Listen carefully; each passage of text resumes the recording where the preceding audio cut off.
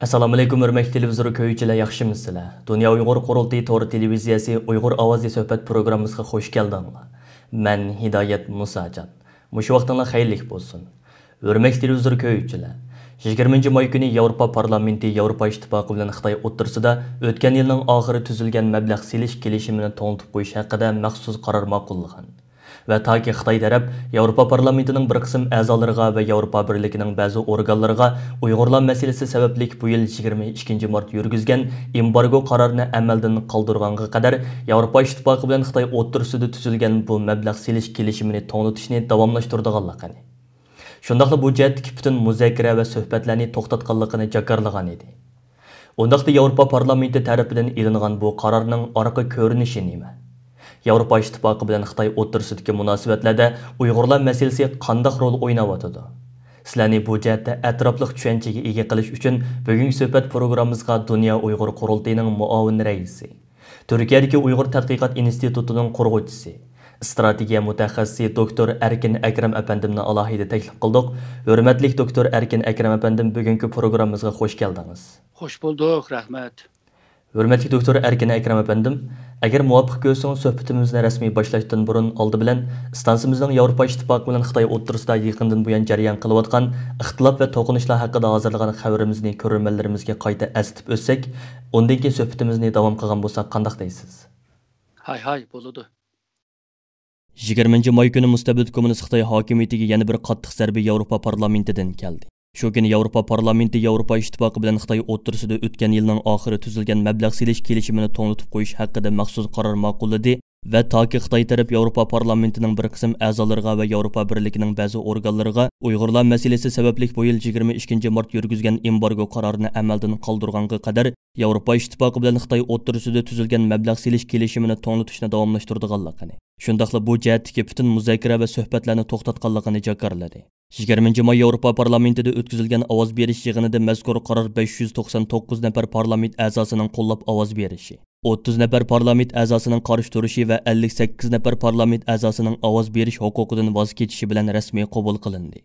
Yevropa birligining mazkur qarorida Xitoyning o'ch ilish xarakterlik embargosining Yevropa-Xitoy munosabatlarini keyniga chekindirib o'tganligi, Yevropa birligining va uning barliq organlarining cho'qim o'zaro zich ittifoqlashib, Xitoyning Yevropa demokratiyasiga qilayotgan hujumlarga taqobil turib, Yevropaning o'rtaq qimmat qarashlarini muhofazat qilishi lozimligi ta'kidlandi. Qarorda yana Xitoyning Uyg'urlarga va Hongkongliklarga yurgizayotgan bostirish harakatlari va Tayvanga qaratgan tahditlari davom qilayotgan bugungidek bir paytda, ya'ni Yevropa ittifoqi bilan Xitoyning munosabatlari burunqidek taraqqiy qilishi aslo mumkin emas deb ko'rsatildi va Xitoyning tahditlariga qarshi Yevropa ittifoqining bundan keyin Amerika bilan yaqindan hamkorlashib o'rtaq harakat ilib boradiganligi ta'kidlandi. Yevropa parlamentining yuqorqi qaroridan keyin Xitoy tashqi ishlar ministrligining bayonotchisi Zhou Lijian bu qarorga norozilik bildirib, Yevropa ittifoqi bilan Jongo o'rtasida tuzilgan mablag' selish kelishimi hargizmi bir tarafning yana bir tarafga qilgan iltifoti emas, balki o'zaro naf ilishga tayangan bir kelishim. Jongoning Yevropa parlamentining ba'zi a'zolariga va organlariga qaratgan embargosi faqatla o'z manfaatini qo'g'dash uchun ilingan qaror bo'lib,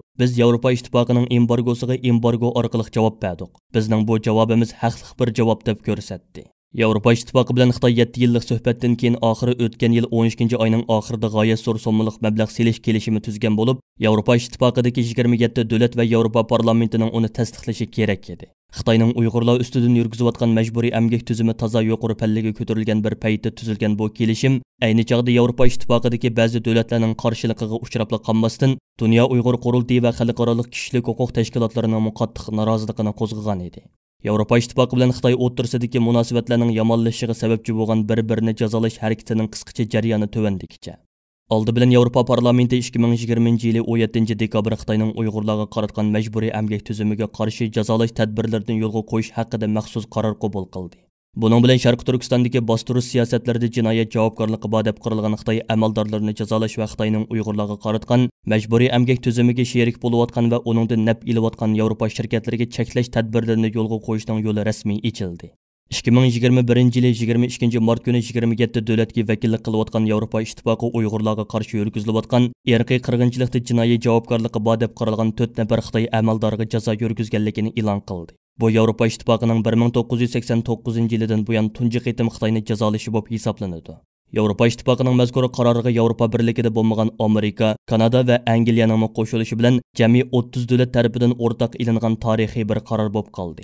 Jazolashga uchirgan bu 4 nafar amaldor bo'lsa Uyg'urlarni keng ko'lamda lagerlarga solashning aktiv ijrochisi bo'lgan atalmish Uyg'ur Avtonom rayonlik jamoat xavfsizlik nazoratining noziri Chin Mingo, Uyg'ur Avtonom rayonlik partiyasining doimiy hay'at a'zosi, siyosiy qonun komitetining sekretari Wang Mingshan, Uyg'ur Avtonom rayonlik partiyasining muavin sekretari, Pyongyang partiyasining sekretari Wang Junjing, Uyg'ur Avtonom rayonlik partiyasining sobiq muavin sekretari va siyosiy qonun komitetining sekretari Jo Xaylun qatorliqlardan iborat.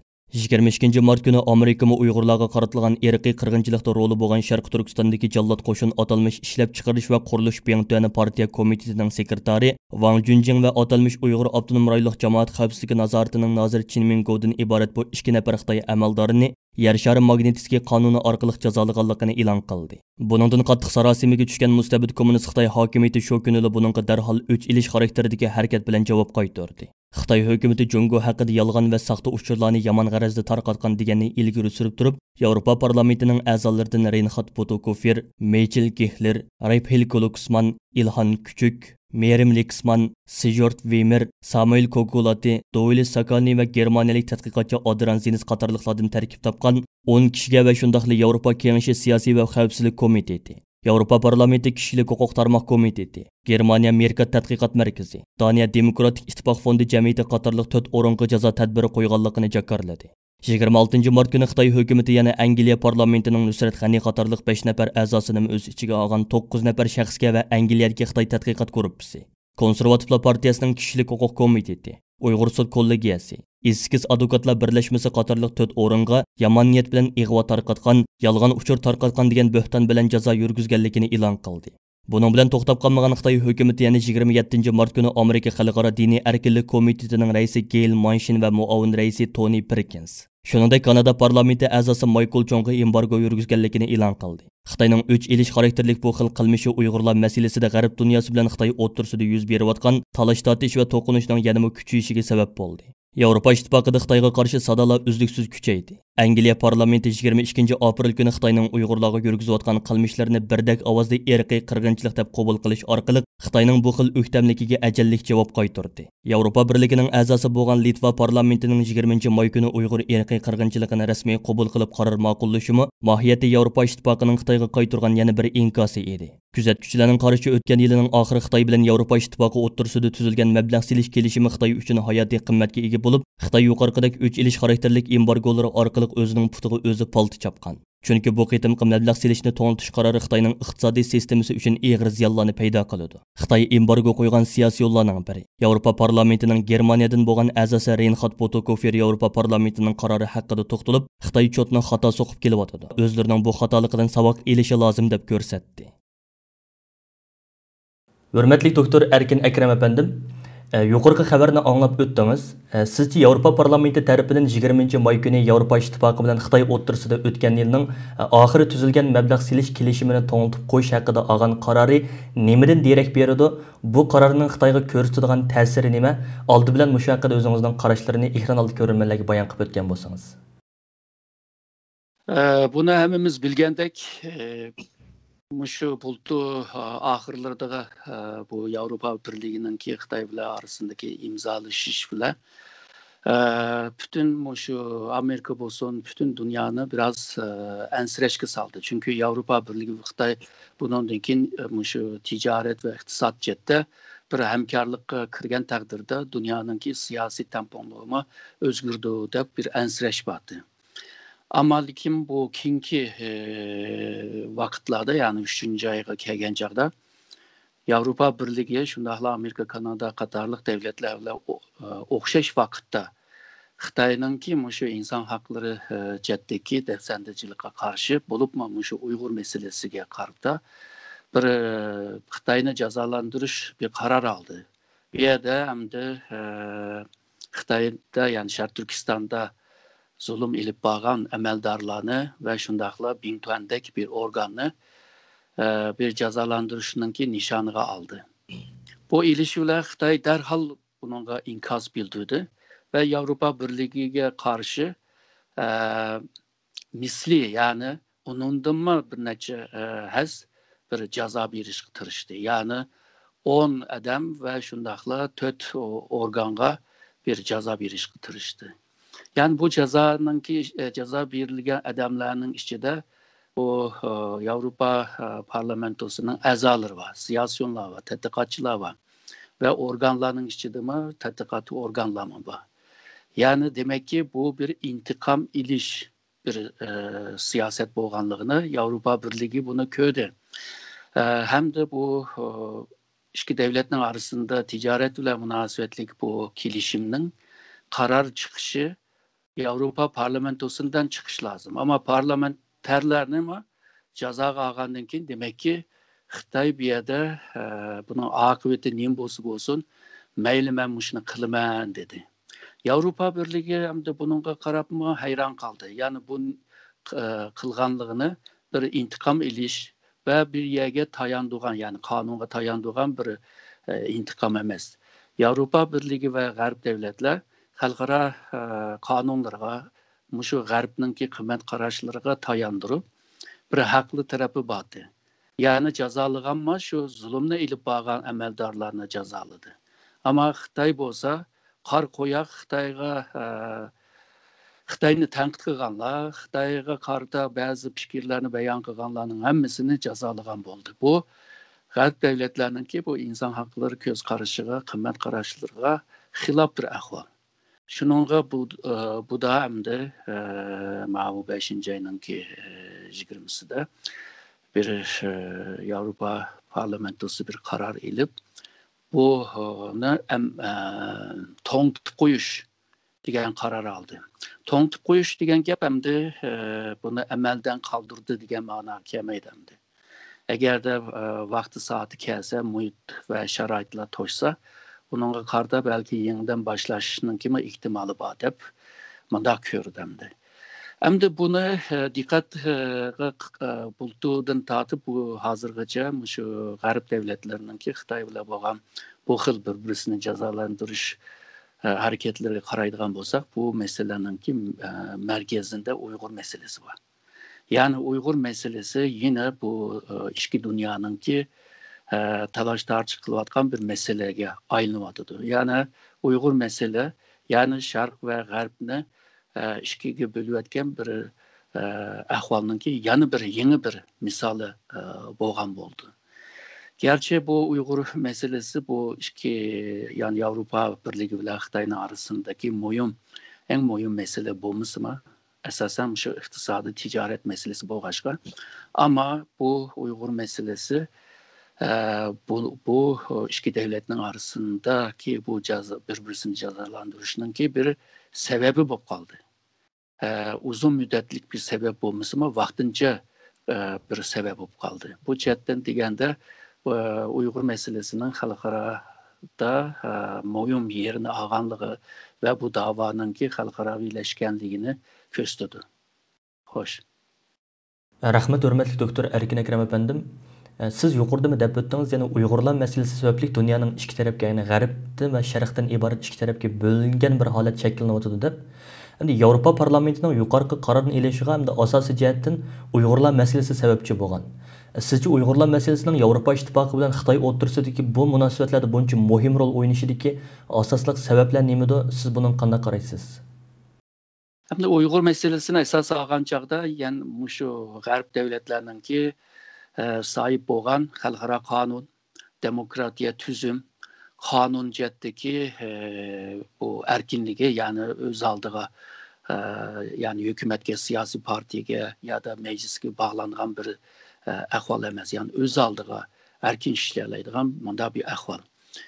Bularga xilof qilinganligini ve bununki misalını Uygur meselesini misalga ilyapti. Yani demek iki taraf, yani bu Avrupa Birliği bilan Xitoyning arasında bu jihatda degan nurg'un kelishilmas meseleler var. Aslında bu iki tarafninki shu ticaret bilan munosabatlik, yani bir-biriga qarshiliqli mablag' selish bu kelishimda bazı meseleler yanıla bor, yani hozir men degan mesele. Misalga Avrupa Birliği şu Xitoy bozoriga erishish uchun çoxum bəzi qanunlara tayandırdı. Bu qanunlar bəziləri Avropa Birliği'nin kanunu, bəziləri xalqara kanunu. Ama Xitayda bunu bəzilərini qəbul qılmaydı. Misalға deyil, Avropa Birliği'de NGO-dək veya mənfət kütməyən bəzi təşkilatlar var. Bu təşkilatlar Xitayğa bir işə doğru kildi. Ama Xitay deydi bununla sen məbləğ salamaysa, əgər də mecburmuş Xitay'da bir teşkilat kurman desen, bunun başlığı Xitay buluş lazım deydi. Bu Avropa Birliği'nin ki düşüncesiyle diyen demokrasi, insan hakları ve kıymet karşılığı meselesindeki düşünceyle hilaf. Misalға bazı bu ticari ve iktisadi ile münasebet bazı kanuni işler bulundu. Şununla bu Avrupalıklama Xitay'da kanun ve bu avukatlık ve kanun bile şuğunluğun avukatlık bürosuna ofislerini kuruşqa doğru kildi. Ama Xitay bununla ruhsat vermeyi vardı. Bazı Avrupa'nın ki haberleri, kinoları, çatma kinoları ve küçükvallarının ki kocak filmlerini Xitay'nın ki akşam saatlerde koygulu olmaydı. Mesela saat 7'den 10'a akşam saatte koygulu olmaydı. İşte çeklemeler var. Aslında bu çekleme şu iki tarafının ki şu ticari bilen münasebetlik bu kilişimde zaten hilaptı bu. Ama bunun yine de Uygur meselesi kıytılığındaki, Hong Kong, Tibet ve başka Tayvan meselesi kıytılığındaki bu mesele tekimi çoğaygan oldu. Şununla bu Uygur meselesi en esas mesele bu mısıma, esas meselenin ki bir terkibi. Ama kün tertipke otağan ve kün tertibinden muyum ornunu ağan mesele yine Uygur meselesi. Dikkat kıldığan bolsak matbaatlarda şu hazır ben diyen meselelerini diyen vaxtda Uygur meselesini aldı planga çıkırvadı. Ben o umumi bir meselenin ki bir terkibi desem Uygur meselesi en altı planda çıkırvadı ve bütün dünyama Avrupa Birliği ile Xitay'ın arasındaki cidelinin şu Uygur meselesi de aşında düşündü hem de puhralar aşında düşündü. Mütehassisler ben diyendek o tepsililerini düşündü. Jığıp kelgen çağda hem de şu Uygur meselesini eğer de Xitay taraftan bir manime Avrupa Birliği'nin talep kılgandek onu tüzetmese, o bisimini kaldırmasa ve şundakla Xitay Avrupa Birliği karta ilindiğen ceza siyasetini eğer de kaldırmasa, Birleşken Devletler Teşkilatı'ndan müstakil bir heyetinin ki Şarkı Türkistan'a birip eşyada tekşirip kılışqa ruhsat vermese hazır Avrupa Birliği'nin parlamentosu yani Avrupa parlamentosu şu kilişimini kabul kılmaydıganlığını ifade kılgan oldu. Şununla Xitay üçün bir bisim oldu.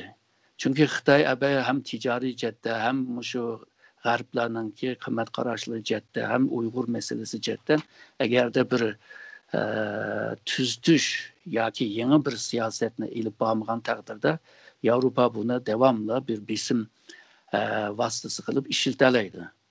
Ama her iki tarafga foydasi bo'lgan bir kelishimdi degan ticari mablag' silish ticaret chetda mablag' silish qonunida kelishimda demek ki her iki taraf şu paydadan mı vazgeçip şundak bir siyasetke kirgen oldu. Yani bu mesele bir ticaretten, bir iktisattan çıkıp bir siyasi meselesine, bir kıymet kararları meselesine aylanıvadıdı. Bu bir hem de Avrupa Birliği'nin Amerika ile G'arbliklarning ki bir septe turuşuğuma bir sebep buluvadıdı. Aslında Xitay Avrupa Birliği'ne yeniğe alalgan takdirde Amerika'ya karşı takabül turaladı. Hazır eğer de Avrupa Birliği şu Amerika ile hemkarlık kıldığan olsa o zaman Xitay yalğız kaldığan ahvallar var. Ama Xitay'ın ki olup Taşqi İşler Ministerliği'nin ki sözcüsünün ki ifadeleri qaraydigan olsak yani takabül turuş bir pozisiyasiga qaraydigan olsak hazırca tehi bir Xitoyninki mushu abaqa degan talablarga javob beradigan va ya masalani tuzadigan bir niyati yo'qdek ko'rindi. Xitoy balki shunga ishindi. Qanday bo'lmasa, mush Yevropa davlatlarininki nurg'uni bilan ashundaq davlat bilan davlat orasida bir ticari, iqtisodiy kelishimlari bor. Yani umumiy mablag' selish tijorat chetdagi bu qonun chiqmagan taqdirdami yana ilib bora olayman degan bir ishonchisi bor o'xshaydi qaraganda. Yani birisi bu yuksalgan Xitoyninki başka devletlerge boy sunmayımız, baş egmeyimiz deydiğen bunda bir göz qaraşma xeyli nima güçlük hazır. Şununla bu Uygur meselesini bir insan hakları meselesi ya ki Xitayda demokrasi tüzüm bolmağaçqa, kanun partiye bağlanğaçqa bu Avrupa'nın ki taleplerini bir içki işleriga aralashgan deb ko'ryapti. Buni xalqaro qonunga xilaf davatıdır. Aslında ondaq emasligini g'arbliklarninki nuqta nazarda bundaq emasligini ko'rib bo'ldi. Ama Xitoy anda tushunyapti. Demakchi bu ikki tarafning o'xshash masalada ikki xil ko'z qarashlari borligini, o'rtaq ko'z qarashlarining bo'lmaganligi bu ikki tarafninki buningdan keyingi talash tortishlar devam qilganligini ko'rsatyapti. Xo'sh. Rahmat, hurmatli doktor Erkin Akram efendim. Sizmi deb o'tib ketdingiz, ya'ni Yevropa parlamentining shuncha iqtisodiy ziyonni ko'zga ilib turib, Uyg'urlar masalasini ko'tarib chiqib, bu kelishimni to'nglatganligi Xitoyning bu g'arbga yurgizgan siyosatining faqat iqtisodiydan eshib, hozir g'arbning qimmat qarashi bo'lgan demokratiyaga va ichki ishlarga aralashib bilan g'arbning e'tiboriga ziyon yetkazgan bir holat shakllanib qoldi deb sizmi qisqacha bir deb o'tib ketgan bo'ldingiz. Sizce Xitoyning Uyg'urlar masalasi sababli Yevropa parlamentining ba'zi a'zolariga va organlariga yurgizgan embargosini amaldan qoldirish ehtimolligi bormi? Chunki Yevropa ittifoqi bilan Xitoy o'rtasida imzolangan bu mablag' selish kelishimi Xitoy uchun hayotiy bir qimmatga ega hamdi. Bundaq bir ahvol ostida Xitoyning bundan keyin Yevropa ittifoqiga tutadigan pozitsiyasida qanday o'zgarishlar yuz berishi mumkin? Siz bunun qanday qaraysiz? Oxirgi so'zlaringizni shuna bilan qo'shib olsak, shuna bilan programmamizni oxirlashtirgan bo'lsak. Bence Xitoy yine şu ticari ve iqtisadi menfaatni Avrupa devletlerine ko'z tikib turib, bunun için tirishidi deb düşünmen. Ama abaqa degandek Uyg'ur meselesi, Tibet meselesi, insan hakları degandek meselelerini yani bu qilmaydi, yani ciddiga olmaydi deb o'ylayman. Avrupa devletleri hozirgi paytda şu iqtisodini kuchlantirish uchun cho'qim şu Xitoyda cho'ng bozori bo'lgan davlat bilan munosabat qurishga ehtiyoj bor. Misoliga Germaniya hamda Yevropa Birligininki beshidagi bir davlat hamda. Eng ko'p Xitoy bilan shunday munosabatni qurish meselesinde Çin tuğan bir devlet. Çünkü Germanның misalını bərsək, misalға maşinisini Xitay bazarında satamagan taqdirdə, əgər də bazarlar bək iştik bolmagan taqdirdə, Germaniyanın ki, məyli BMW bolsun, məyli Mercedes bolsun, bu maşinlərin satışı azalğandan keyin Germaniyada bir işsizliklərinin ki, köpəyişi payda boludu.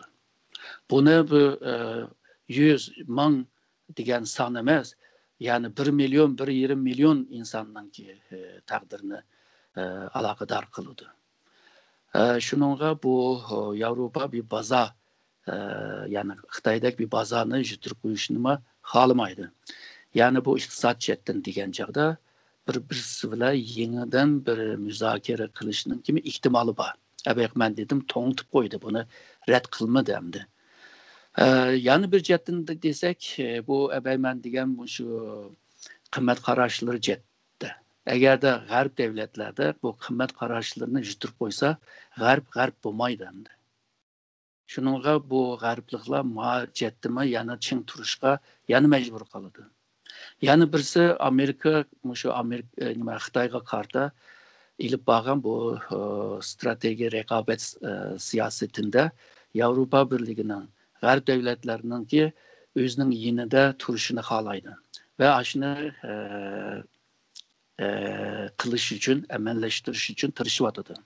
Hamda deydi Xitoyga biz birlikte bisim ishlatgan taqdirda, umuman xalqaro bu qonunlarni, bizningki tuzumni, bizning qimmat qarashlarni qabul qilgan taqdirda Xitoy bilan undan keyin texmi rahat tijorat qilib bo'ldi, iqtisodiy munosabatlarni ravon qilib bo'ldi deb mandat tushuntiryapti. Yani yig'ib kelgan chog'da bundan keyin Yevropa Birligi Xitoyga qaratilgan siyosati pek qiyinchilik bo'ladi. Bir chetdan bu iqtisodiy tijoriy manfaat bor. Bir chetda g'arblik degan abayman degan Amerika va qimmat qarashlarini ichiga olgan g'arblik degan bir manfaat bor. Shuningga bundan keyingi davomida Xitoy balki abaqa degan Uyg'ur masalasida taviz bermaydi, yani ching turdi. Ama qolgan chetdan balki biraz azroq bir manfaat berib turib, bu ishni hal qilishga tirishidi deb tushunmayman. Hürmetli doktor Erkin Ekrem efendim, yuqorida bergan qimmatli ma'lumotlaringiz va alayda vaqt ajratib, bugungi Uyg'ur ovoz suhbat programmamizga qatnashganligingiz uchun ko'p rahmat aytaman. Rahmat sizga. Men rahmat aytaman. Hürmetli televizor ko'ruvchilar, yuqorida Dunyo Uyg'ur qurultiyi to'g'ri televiziyasi Uyg'ur ovozi suhbat programmasini diqqatingizga sunduq.